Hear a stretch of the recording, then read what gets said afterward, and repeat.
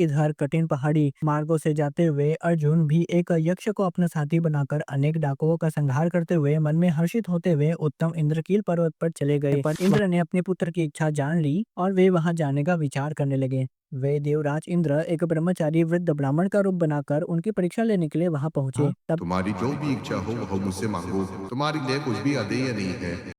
दुर्योधन अभी तुम्हारे शत्रु बड़े बलवान है। द्रोण, भीष्म, कर्ण, इन सबको निश्चय ही युद्ध में कोई नहीं जीत सकता। केवल शिव ही समर्थ है, इसलिए अब तुम शिव मंत्र का जप करो। वे एक श्रेष्ठ मुनि के समान एक पैर पे खड़े होकर अपनी दृष्टि सूर्य में लगाकर शिव के मंत्र का जप खड़े खड़े करने लगे। उनके तप का तेज ऐसा था कि देवता भी आश्चर्य में पड़ गए। आप लोगों की बात सत्य है। अब आप लोग अपने अपने स्थान को जाइए, मैं आप लोगों का कार्य अवश्य करूंगा। इसी बीच दुरात्मा तथा मायावी दुर्योधन के द्वारा अर्जुन के प्रति भेजा गया एक मुक नाम का दैत्य एक शूकर का रूप धारण करके वहां आया, जहां अर्जुन जी तप कर रहे थे।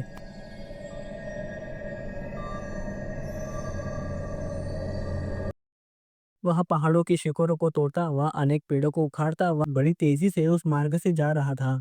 उस समय अर्जुन भी मुक दैत्य को देखकर मन में विचार करने लगे। यह कौन है? यह तो क्रूर कर्म करने वाला दिखाई दे रहा है। निश्चय ही मेरा कुछ बुरा करने के लिए यह मेरी ओर ही आ रहा है। मैंने इससे पूर्व अनेक दैत्य दानवों का संहार किया है। उन्हीं का कोई संबंधी अपना वैर साधने के लिए मेरी ओर आ रहा है, या फिर ये दुर्योधन का कोई हितकारी मित्र है।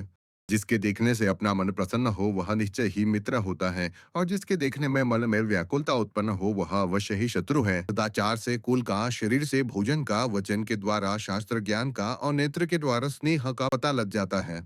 विद्वानों ने ये 4 प्रकार के नेत्र बताए हैं। किसी मित्र के मिलने पर आंखें उज्जवल हो जाती है, पुत्र को देखने पर सरस, स्त्री के मिलने पर वक्र और शत्रु के देखने पर नेत्र लाल हो जाते हैं। किंतु इसे देखने पर तो मेरी सारी इंद्रियां कलुषित हो गई है। निश्चय ही यह मेरा शत्रु है, इसका वध कर देना चाहिए।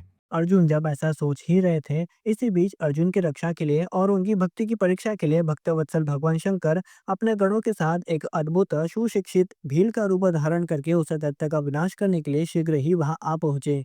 वे शिव जी भीलराज बने हुए थे। वे शिव जी भील सेना के अधिपति होकर आवाजें करते हुए निकले। उसी समय शुकर की गरजने की आवाज दसों दिशाओं में सुनाई पड़ी। शिव जी शुकर का पीछा करते हुए वहां पहुंचे। उस समय अर्जुन और शिव जी के बीच में वह शुकर एक शिखर के समान दिखाई दे रहा था। इसी समय उन दोनों ने बाण चलाया। शिवजी का बाण शुकर की पूंछ में और अर्जुन का बाण मुख में लगा। इसके कारण वह शुकर रूप दैत्य उसी क्षण मरकर पृथ्वी पर गिर पड़ा। उसके बाद शिव जी ने अपना बाण लेने के लिए शीघ्र ही अपने सेवकों को वहां भेजा और उसी समय अर्जुन भी अपना बाण लेने के लिए वहां पहुंचे। तब अर्जुन ने उसे धमकाकर अपना बाण ले लिया। तब शिव जी का गण उनसे कहने लगा कि यह बाण मेरा है, आप इसे क्यों ले रहे हैं? अर्जुन बोले, बिना जाने तुम ऐसा क्यों बोल रहे हो? तुम मूर्ख हो, यह बाण अभी मैंने चलाया था तो फिर तुम्हारा कैसे हो सकता है? देखो इसके पिछले भाग में मेरा नाम अंकित है। उनकी ये बात सुन के वे गण बोले, कि तपस्वी व्यक्ति असत्य भाषण कैसे कर सकता है? तुम तप नहीं कर रहे हो, तुमने केवल तपस्वी का पहनावा पहन रखा है। मेरे स्वामी इसी वन में भीलों के साथ विराजमान है। इस समय जिस बाण को तुमने लिया है वह उन्हीं का है। तुम्हारी ही रक्षा के लिए उन्होंने शुकर पर बाण चलाया था। उन्होंने तुम्हारी ही शत्रु को मारा है। तुमने उनके बाण को रख लिया, इसलिए यह उचित नहीं है। तब उसकी बातें सुनकर पृथा के पुत्र पार्थ को बड़ा क्रोध आया। वे बोले, तुम जैसे लोगों को मैं अच्छी तरह जानता हूँ। हम राजा हैं और तुम चोर हो। हम लोगों में युद्ध कैसे हो सकता है? तुम्हारे स्वामी तुम्हारे ही समान हैं। मैं राजा हूँ, मेरे पास बहुत सारे बाण हैं। यदि तुम्हारे स्वामी को मेरे बाण चाहिए तो वह आकर मुझसे क्यों नहीं मांगता? वहां से क्यों बकवास कर रहा है? हाँ, आकर मेरे साथ युद्ध करे और मुझे युद्ध में पराजित करके तुम्हारा सेनापति भीलराज इस बाण को लेकर सुख से अपने घर चला जाए। वह भील हंसते हुए बोला, कि तुम ऋषि नहीं हो, मूर्ख हो। तुम अपनी मृत्यु को क्यों बुला रहे हो? बाण दे दो और सुखपूर्वक अपने घर जीवित लौट जाओ। मेरी बात को भली भांति सुनो। जब तुम्हारा स्वामी यहाँ आएगा तब मैं उसको इसका फल दिखाऊंगा। तुम्हारे साथ युद्ध करना मुझे शोभा नहीं देता, इससे तुम्हारे स्वामी के साथ युद्ध करूंगा। अर्जुन के द्वारा इस प्रकार कहे जाने पर वह भील वहां गया जहां शिवा अवतार भीलराज विराजमान थे। उसने जाकर अर्जुन की सारी बातें उनको बताई। फिर भील रूपधारी सदाशिव अपनी सेना के साथ वहां आए जहां अर्जुन खड़े थे। उस समय पांडुपुत्र अर्जुन भी किरात सेना को देखकर धनुष बाण लेकर सामने आ गए। इसके बाद भगवान शिव ने अर्जुन के पास एक दूत को भेजा और उसके मुख से अपना संदेश कहलवाया कि तुम जाकर अर्जुन से कह दो कि तुम मेरी इस विशाल सेना को देखो, मेरा बाण मुझे लौटा दो और अब चले जाओ। तुम्हारे भाई दुखी होंगे, इससे भी ज्यादा तुम्हारी स्त्री दुखी होगी। मुझे ऐसा लग रहा है कि तुम्हारे हाथ से आज आज पृथ्वी भी चली जाएगी।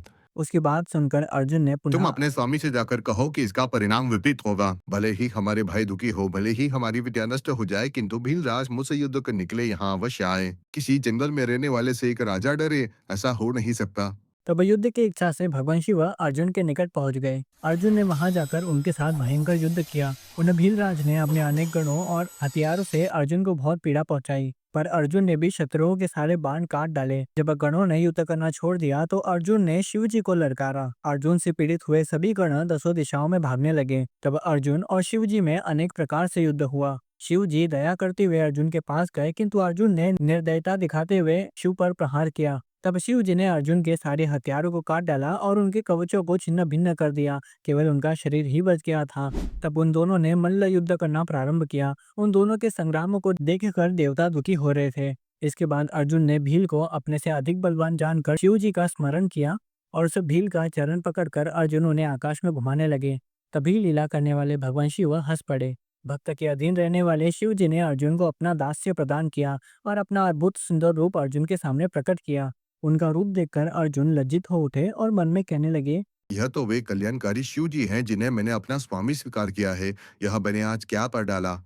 शिव जी की माया बड़ी बलवती है। इन्होंने अपना रुख छुपा कर मेरे साथ इस प्रकार का छल क्यों किया। अर्जुन जी अपने किए का पश्चाताप करने लगे। तब भगवान शिव ने उनसे कहा, तुम खेद मत करो, तुम मेरे प्रिय भक्त हो। मैंने यह सारी लीला तुम्हारी परीक्षा के लिए की थी। आज यह सब मैंने अपनी इच्छा से किया है। इसमें तुम्हारा कोई अपराध नहीं है। मुझे तुम्हारे लिए इस समय कुछ भी अदेय नहीं है, इसलिए तुम वर मांगो। हे तब अर्जुन देवादिदेव, आपको महाप्रभु नमस्कार सदाशिव है। की वेद में बताए कैलाशवासी, गए आपको भक्ति से नमस्कार युक्त है। स्तुति पांच करने मुख लगे। वाले, आपको नमस्कार है। आप तो सबके अंतःकरण में अंतर्यामी रूप से विराजमान है। आपसे क्या कहूँ, आप तो सब कुछ जानते हैं। फिर भी जिस प्रकार इस लोक में मुझे सिद्धि प्राप्त हो, वैसा उपाय कीजिए। शिवजी बोले, मैंने अपना यह महान पाशुपत अस्त्र तुम्हें प्रदान किया। मैं स्वयं श्री कृष्ण से कहूंगा कि वे तुम्हारी सहायता करें। वे मेरी आत्मा है और कार्य करने में सर्वथा समर्थ है। ऐसा कहकर उन शिवजी ने अर्जुन के सिर पर अपना हाथ रखा और अर्जुन से पूजित होकर वे तत्काल अंतर्धान हो गए। शिवजी से पाशुपतास्त्र लेकर अर्जुन फिर वन में अपने भाइयों के पास चले गए।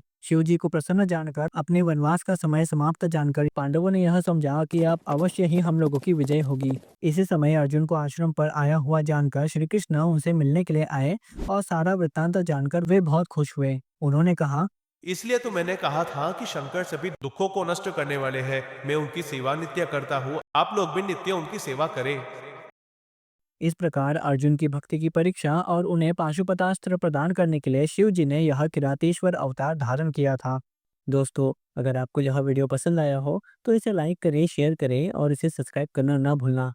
आज के लिए इतना ही। मिलते हैं अगली वीडियो में अगली कहानी के साथ। हर हर महादेव। निर्मलभासितशोभितलिङ्गं जन्मज दुःखविनाशकलिङ्गं तत्प्रणमामि सदा।